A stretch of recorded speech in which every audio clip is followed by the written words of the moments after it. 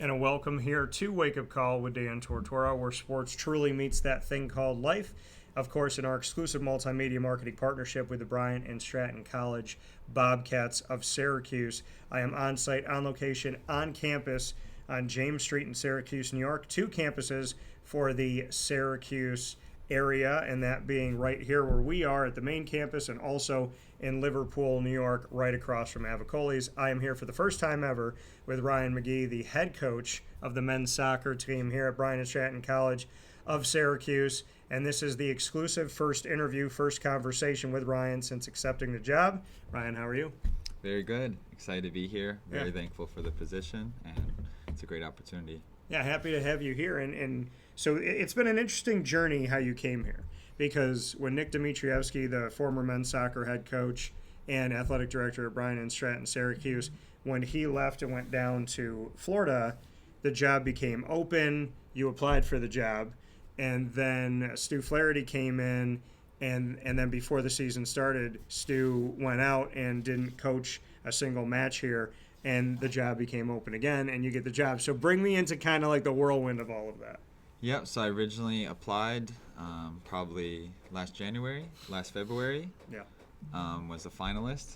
Didn't end up working out. They went with Stu, who's obviously extremely qualified, a lot more experience than me, so totally understand that route. Ended up going to Colorado, started as assistant coach at NGCA Division I Junior College, Lamar, and then a few months got promoted to head coach, and then a month after that promoted to soccer coordinator, men's and women's soccer head coach, and then brought two friends of mine in to be the assistant coaches, who are now the interim head coaches. And so you have this opportunity in Colorado. You're a finalist for Bryant and Stratton College of Syracuse. They go with Stu originally, and so you go out to Colorado. Then you see it open back up. What made you want to jump back into it? Did you call or did they call? They actually reached back out to me. They called you. Okay, all right. Yep. So bring me into that phone call of thinking, okay, I was a finalist, I didn't get it, and now here's my next chapter in Colorado, and then to get that call. I was very excited. I was very thankful for the opportunity in Colorado, the players, the people I met there, but I had my heart set on this job originally. I do think is the best fit for me as well. There's other things I want to do as a coach that allow me to grow as a college coach, coaching elite youth players, coaching semi-pro in the off season, and the rural location where I was, there just wasn't much opportunity to keep growing as a coach and ultimately expand my program as well. You said, and you just gave some reasoning there, but to go a little bit deeper into it, you said this is the job you wanted. So when you got the other job and then you get a call from Bryant and Stratton College of Syracuse, you were still very much in that, right? So through the recruitment process of you, right, with Brooke Parro and Clay Gagan Sherman and you being spoken to as a finalist, when you get that phone call back, what was it about Bryant and Stratton Syracuse that spoke to you when you said, like, this is the job I wanted, and I wanted it so much that when I got that second call, I was very much still interested? The culture of success here, okay. The level of the players, what they've done in the past. Back when they were NGCA Division I, consistently in the national championship, either as runner-up or champion, consistently winning Region 3, back when it was Division I as well. So just that culture of success, the level of players, and ultimately it's a different caliber of coaches that are applying for this job as opposed to the one in Lamar. And so for you, what did that conversation entail when Bryant and Stratton called you the second time around? Who called you, and bring me into the conversation? Brooke gave me a call. Okay. And basically just said she wasn't the AD before, but they would love to have me on board. You know, and so for that move and for Brooke to give you that phone call, the athletics director here at Bryant and Stratton College of Syracuse, was it, we're calling you and we want you to be the coach? Was it like, hey, tell us if you're still interested? Like, what were the words? Was it just like, pick up the phone? Because I know her energy. I don't want to spill too much. Yeah. I want to know what her energy was like. Did she call you up and say, like Ryan, come on, let's do this thing? What am I allowed to say here, Brooke? Yeah. Her excited nature, was it like, hey, guess what? We got an opportunity for you. Yeah, so they gauged my interest. Yeah. And then I kind of asked, just given the timeline, are there more steps here, more things we have to go through? I was about to start my season. Yeah. And basically she said that the market director spoke very highly of me from my previous interviews and that they were ready to move forward. And I was very pleased to accept. So did you accept it from that? When she called you and said, are you interested still? Did you accept on the phone that day? We went through a few logistics, Okay. but very shortly after, and I think I probably arrived here 2 days later. Oh, okay. So once I wasn't coaching for Lamar anymore, I didn't really have any business being there. I just want to get back on the fields and get going. Did you have an apartment in Colorado? Did you have like a place set up? Were you a hotel? Where were you? I paid a settlement to my landlord. Okay. And so coming here, now where do you hail from originally? Minnesota. Okay. So how did you even hear about Bryant and Stratton College of Syracuse? I know you talked about their success in the NJCAA historically and the USCAA. They've won multiple national championships in men's soccer in Division I. But how did you originally hear about Bryant and Stratton Syracuse? I work in a similar industry. Okay. Previously, the movement of players as a recruiting coordinator, Okay. mostly helping international players come to the States. So due to their success, it's been on my radar for several years. Bryant and Stratton. It is a heavily international squad most years. So due to that, it's always been on my radar. So in this recruiting world, were you like a resource of having international players come over? Like, what did your job entail?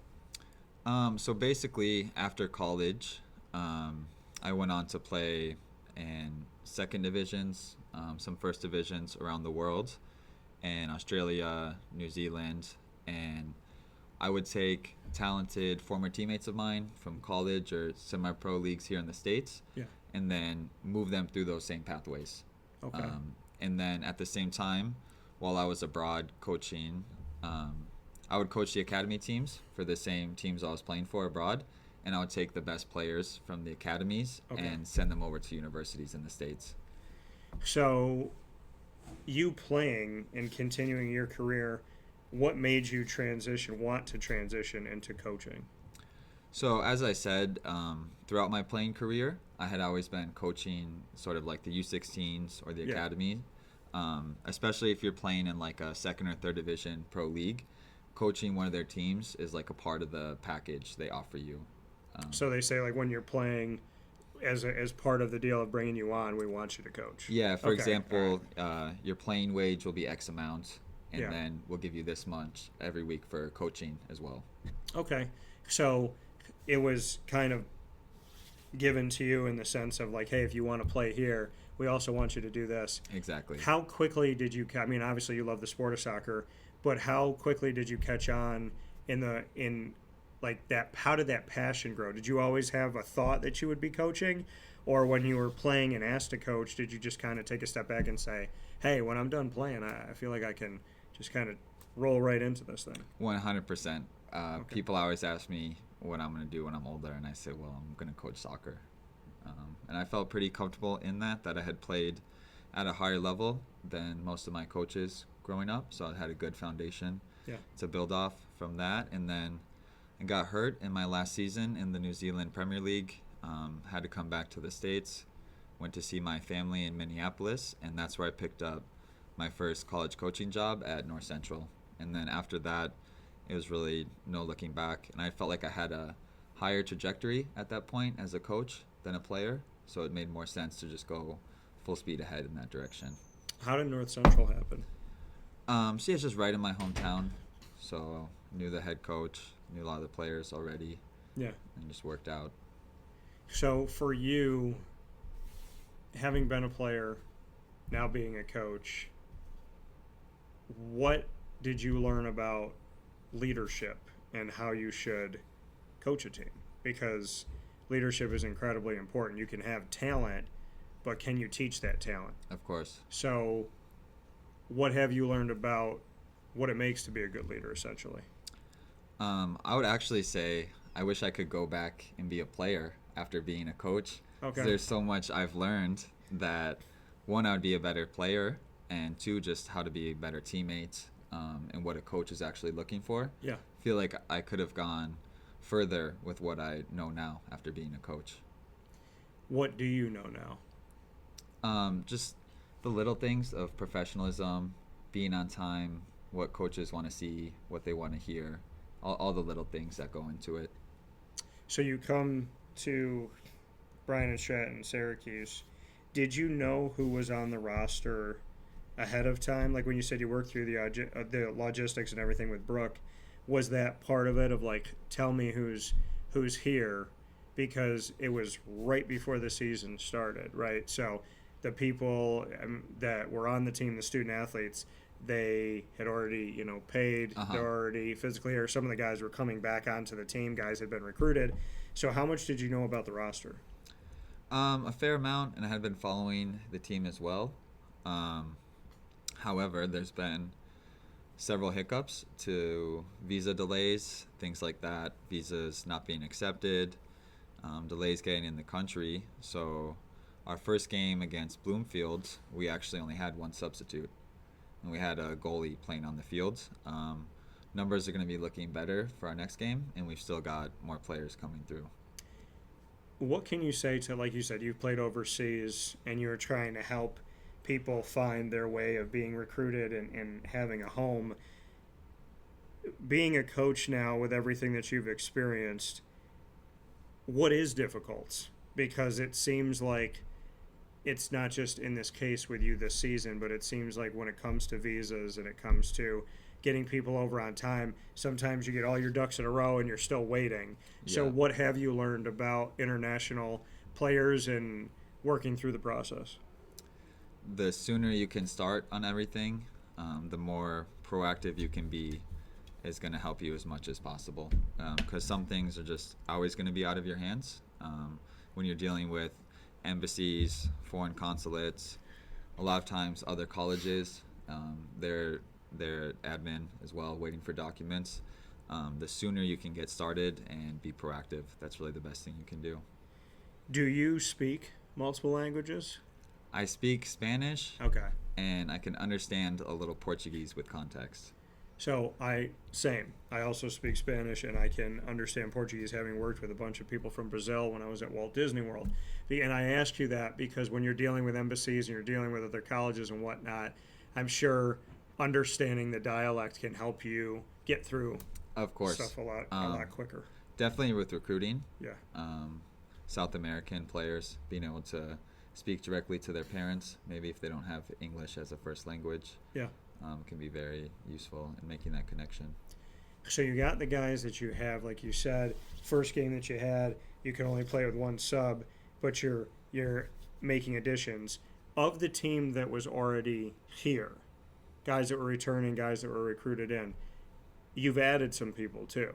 Correct. So how did you, this, and folks, please understand something, like Ryan coming in as the head coach, it was like, you're hired, we have a game, who's playing, like, it was like, what's a year of time, multiple years of time, it's this tiny little window. And I say that because I want to give you credit to what you've been working to do in such a short window.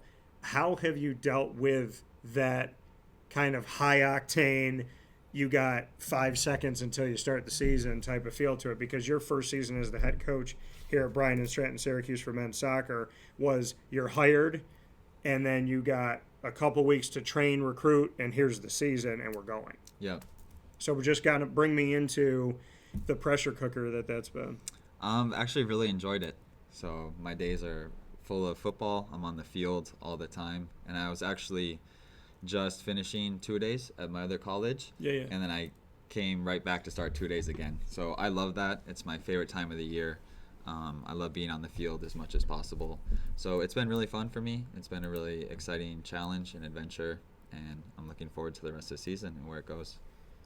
I talked about on the show recently in our segment Lead, brought to you by Chick-fil-A Cicero, about making a challenge into it when a challenge can become your purpose. Mm-hmm. How did this challenge help you to find purpose? That's a great question. I would suppose with a program that's already had so much success, just asking, what can we do more? Even more than a championship. How can we take the program further? And just trying to motivate the players and challenge them to have even bigger goals. So what do you see beyond having a championship? What else can you do? I would like for us to become so competitive that we can get more competitive games, maybe Red Bull, New York 2, Riverhounds, some Division 2, Division 1 schools, and then of our normal schedule, if we can get as many ranked opponents, ranked junior colleges, ranked NAI, as competitive as we can make it, and then giving our players great opportunities in the summer to go on and be professionals in the future. And if for the players that are taking the junior college route, coming here for a 2-year degree, can we send them on to major universities? Yeah, and like you said, I mean, all of this to look and plan and help them toward their future, that pay it forward approach, not just a coach saying, what can you give me, but what can I give you? Why is it important as a leader for you to have a relationship and not a transaction where you're looking to help them as much as you're hoping that they'll help you or even help them more? Well, at the end of the day, you could say it is still a bit transactional. I'm helping them to go professional. Yeah. It helps me as a coach, helps me bring in more players. And when they see me move on other players, then they stay committed to the program because they see what can happen when they stay committed. And for you, like you said, you've enjoyed the pressure cooker. What I took to was social media. Before you were even introduced as the head coach, the social media for men's soccer just exploded. Yeah. And there was all these videos of all these different things that you're doing out in the community and training, and the videos were professionally, they looked very professional, they were consistent, and it just showed a team that had a level of expectation. It just, they talk about, like your social media being essentially maybe your welcome mat to the world. The welcome mat for Bryant and Stratton, Syracuse men's soccer since you came in has been a really positive, professional approach. Bring me into that. Were you running it yourself? Was somebody else doing it? Did you have somebody helping you? Because the first thing that I saw of the era of Ryan McGee was the social media, and it was a great first impression, to your credit. Thank you so much. I really appreciate those kind words. Sure. Have to say thank you to the old coach, Stuart, as well, for giving me the Instagram passwords. Yeah, Coach Stu, I mean, paying that forward too. Yeah. So for me, it was just like I felt they were having such an incredible experience that I wanted the world to see. I wanted other recruits to see, and I just thought it was so cool what they were doing that I felt people needed to see that. And you said they were having such an incredible experience. Some people might have been thinking that they were having a horrible experience, right? They have 3 coaches in the span of less than a year. So how did you keep it together? Like once Brooke called you and you accepted the job after going through the logistics, did you say to Brooke, like, hey, I want the numbers of all the players. I want to call them individually. Like, how did you address the players? The first step was to make a group chat with all the players, kind of set standards and expectations, and then get everyone on the same page and go from there. So when you had that group chat, what were those like first initial steps that you took? Like I said, your social media left a good first impression. What did you do to leave a good first impression with the team through this group chat? Basically just an introduction about myself, my qualifications, and then just try to stay really positive in the beginning, and then later I can be hard on them. Yeah. So what did they say to you? What was like the first reaction you got from these guys? Because obviously this is their future. This is their livelihood. If they want to play professionally, vie for championships and whatnot, want to play in the summer, like they have to have a coach that they can trust. So how did they react to you initially? Initially, I would say they were just extremely grateful, given the timeline and how close we were to season. Yeah. I think they were really happy to have a coach and someone that at least seemed qualified. So they're excited. You meet them. What was the first thing you did as a team in person? So it's been a bit complicated. We had about 8 people the first day, Yeah. maybe 5, and then 7, and then 8. So it's been difficult to try to get that whole first group environment with people arriving at different times. We went to the Green Lakes, about 17 minutes from here. Yeah. Beautiful, had a barbecue, kicked the ball around. That was really our first team bonding experience once we got a majority of the team here. They look happy on social media, but social media can make anything look like anything. Do you feel like the atmosphere and the culture is good with this team right now? Definitely. Definitely trending in a great direction. Gets a little bit intense in some of the trainings, especially with the standard that's being requested. Yeah. But it's always left on the field, and we move on, and I think at the end of the day, the guys are very close. You said you wanted your first impression with them to be, positive and all that, and then you said I could be hard on them later.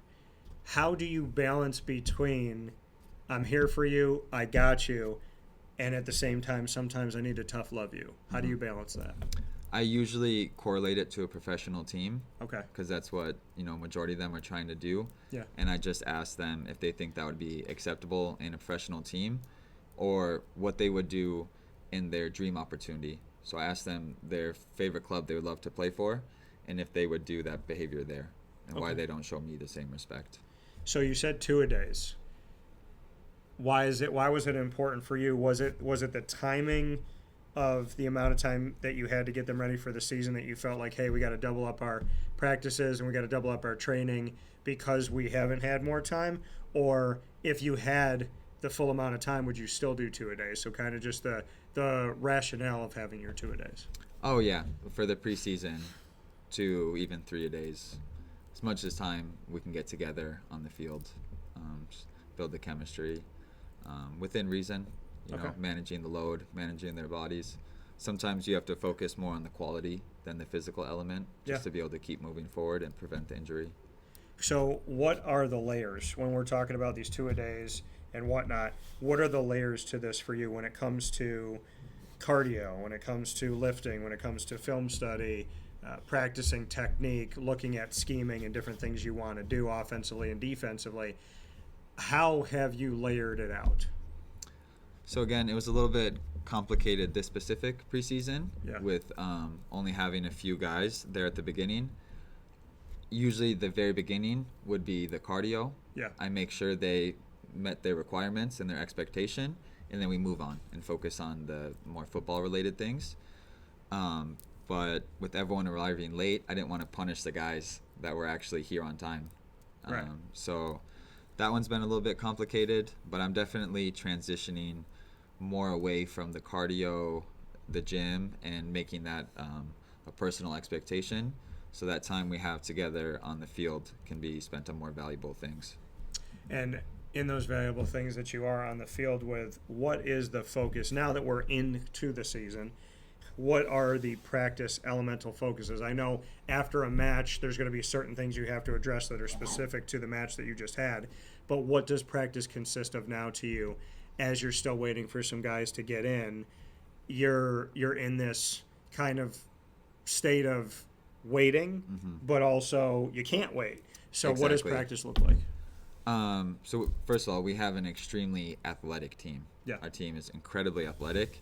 So now focusing on team shape, structure, tactical things to try to maximize that athletic ability. Yeah. And also with the players missing, we've got guys out of position. But they're going to have to play a big role for us in this upcoming match. So I don't have time to wait. I have to teach them that position, that role. So that's really been the focus of our recent sessions. So what is the best part of this team? What would you say early on here is the thing that you can lean on? Individualism, without a doubt. Athleticism, flair, game-changing talent. And then just building a better team around that.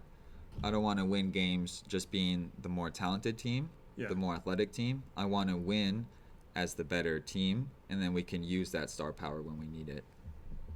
So how would you describe yourself as a coach?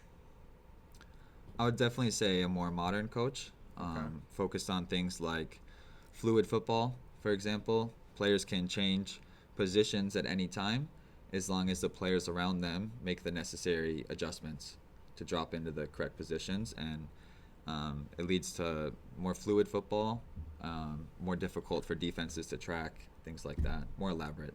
Okay. All right. I like that. So more fluid football as we are here on campus at Bryant and Stratton College's Syracuse. 2 campuses you'll find in the central New York area. Here where we are on James Street in Syracuse, also in Liverpool across from Avicoli's. This is the exclusive first conversation with Ryan McGee since becoming the men's soccer head coach at Bryant and Stratton College of Syracuse that knows what it's like to compete for and win national titles. Not regional, national championships. So the final piece here in this Bobcat Buzz exclusive on Wake Up Call with Dan Tortora inside the Great Lakes Honda City Studios, we get to play some rapid fire. We could talk about football or anything else. And football, folks, F-U-T-B-O-L. For those of you saying, it's soccer, it's football, what is it? Well, to the rest of the world, football is soccer. To America, football is American football. So we could talk about soccer/football or whatever we want. You got 3 questions, I got 3. What's your first question for me? Oh, wow. You can ask me anything in the world. And the whole point of it being rapid fire is that we can't think about it ahead of time. Okay. I'm putting you on the spot now. Yep, you're putting me on the spot. We'll go back and forth. Which team are you most enjoying covering right now? For what? For what sport? Anything? I'm going to say I'm really enjoying covering Syracuse football because I built a lot of relationships. American football. Yeah, so head coach Fran Brown and, you know, the coordinators, the general manager position, which is new to collegiate athletics with Tommy, and you know I just got to do a one-on-one with Steve Angeli, the quarterback. I was down in Atlanta with them, seeing them go up against the SEC, and that first quarter was 17-0 Tennessee, but the rest of the game, the other 3 quarters was 28-26 Tennessee. Syracuse did a lot of good things. So, you know, now that I'm into football season soccer and football season American football, it's really exciting for me. And, I mean, I get to cover teams all over the country, which I very much thank God for, in the NFL, in college football, and in all that. But, yeah, I mean, I would say Syracuse's story, stay tuned because there's a lot of cool things that we're adding, some things that we're bringing back, and just different elements that we're doing I'm really excited about. Awesome. Sounds really fun. Thank you. My question to you, if you took over my show for the day and it was Wake Up Call with Ryan McGee, what 3 guests would you have and why? Any 3 guests? Anybody in the world. Wow. Okay. Lionel Messi. Okay. Of course. Okay. Understood. Who else? Let's see. I just want to name soccer players. You can. Whoever you want. Pep Guardiola. Okay. Famous coach. And then I guess I'd say Ronaldo too. Okay. So why? I mean, obviously there's the fanfare, but why choose those 3? Yeah, I'm a big fan. And then Pep, I would pick his brain a little bit. Okay. And Messi and Ronaldo, I'm just a fan. What's the first question that you would, like you said, you're a fan of Messi and Ronaldo, but when it comes to coach, what's that first question you would ask? To Pep? Yeah, Would I ask to Pep? What would you ask Pep? Best formation Best formation. Okay. that he likes? Okay. All right. And then would you implement it immediately? Probably. Okay. Yeah, whatever he says. Fair enough. What's your next question for me? Okay. Best food spot in Syracuse? It's tough. Non-chain. Yeah, it's tough because I work with a bunch of them, and I'm going to get myself in trouble. I'm giving you the hard questions. Yeah. I'm going to say, let me think. I mean, I'm going to say if you want to go out of town, like out of the city of Syracuse, and you want to drive like 40 minutes, go out to Auburn, go to Lasca's, massive portions.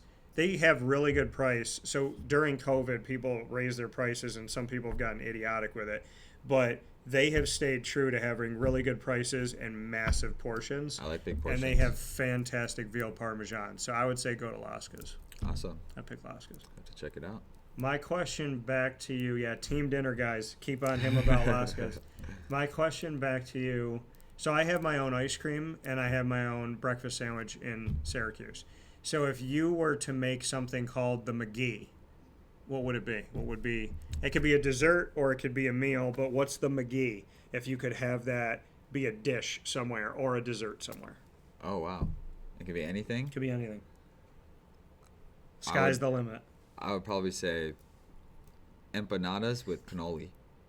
Empanadas with cannoli? My two favorite things. Okay, all right. So, and I'm Hispanic and Italian, so I can respect that answer. That is Okay. the correct answer, folks. What's your last question for me, Ryan? My last question for you. Sir. Who are you hoping? All right, I'll give you 2 in 1. Okay. Who are you a fan of in the NFL, and who do you think will actually win the Super Bowl this year? I'm a fan of the Jaguars. Okay, so it's gonna be a different answer for number 2. Yeah, I would like to see Buffalo or Washington. Okay. That was my like early before the preseason. Not the Birds. I think the Birds are really good, but Dallas, for as bad as people think they are, played them extremely close to start the season. So Washington and Buffalo was my feet to the fire, extremely early prediction. Yeah. So I'd like to see one of them win it. My question back to you: if you could sit down with any current NFL quarterback, and the three of us could talk, who would you want to sit in with us? Oh, Kirk Cousins. Okay. who I say is above the equator line. I always try to get more respect for him than I think he gets. So why Kirk? I like the answer. I just want to ask him maybe what he was thinking sometimes. Okay. Are you a fan of a certain team? Vikings. Okay. Yeah. So you want to know what he was thinking in the year that they almost made it to the Super Bowl? Yes. Okay. All Yeah. right. Well, would you ask him? Like, is there a certain play that you go back to? Maybe why he's getting nervous in the big games. Why he's getting nervous in the big games. All right. All right, Kirk. Also a man of God. So Yeah, much sorry, respect Kirk. for that. Yeah, he's a with great Kirk. human being. Yeah. Great human being. Yes. So Kirk Cousins, well, you know, if you're on the show with the two of us, I will lean on the side of the fact that I'll be a little nicer to you initially. But no, I mean, I do want to know too, because I picked Minnesota Jacksonville, and it was the opposite that year. It was Philly, New England. So I did have Minnesota and Jacksonville going there. So with that being said, for Ryan McGee in this Bobcat Buzz exclusive on campus at Bryant and Stratton College of Syracuse, come out on the road and at home and support your Bryant and Stratton College of Syracuse Bobcats men's soccer team and all the sports programs.